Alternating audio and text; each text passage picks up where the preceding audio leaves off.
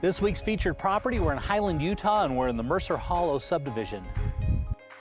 So Darren, we're down here looking, this is what you're gonna get for $1.35 million down in Highland. Beautiful, right? Fantastic property. Yeah, one of the, of course, the nice things about this one, it has a big, huge, expansive yard that goes in, has no neighbors behind it, and so it just looks like it goes out forever. It doesn't even have a fence. How big is the yard? It's 0.88 acres, but they don't have neighbors on the back part of it or on the right-hand side. And on the left-hand side of the property, they've got a dry riverbed that just kind of flows through it. So, wow. I mean, it kind of sits in there just perfectly. So you have almost an acre, but then no neighbors, so it feels even bigger than that. That's right, yeah. And so this one goes forever.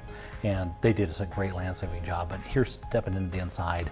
Of course, you notice that kitchen, they decked this thing out. Yeah, what a great looking place. Yeah. Beautiful. They've done a lot with this one. Master bedroom's amazing. It's off the back of the house. And the master bath, we're gonna stay here, just beautiful. And they've got a swim spa. They've got an outbuilding outside. It's got a swim spa. We're gonna go look at that in a minute. Beautiful yard. I mean, in a really exclusive neighborhood up there in Highland.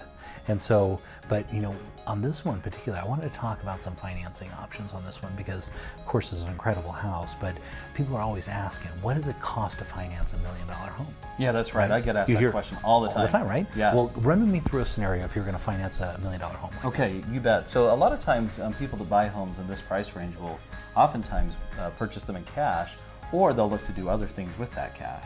And so they'll borrow. So they might have the cash to pay cash for this thing. That's right. But they might prefer to finance it because they can keep that money liquid. That's right. And when you, in a case like this, you may be able to borrow against your house, which might be cheaper money than borrowing for a business or liquidating other investments or things like that. So a lot of times people will look to do financing on the house even if they do have cash.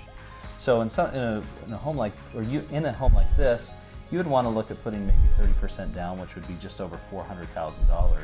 And that would get you a loan amount at $945,000. Right at that $1 million mark. Yeah, pretty close to that mark.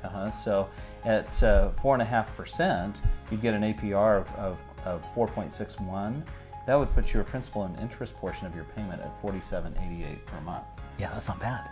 Well, yeah, that's not bad. So that gives you kind of an idea of what a home like this would cost on a monthly basis.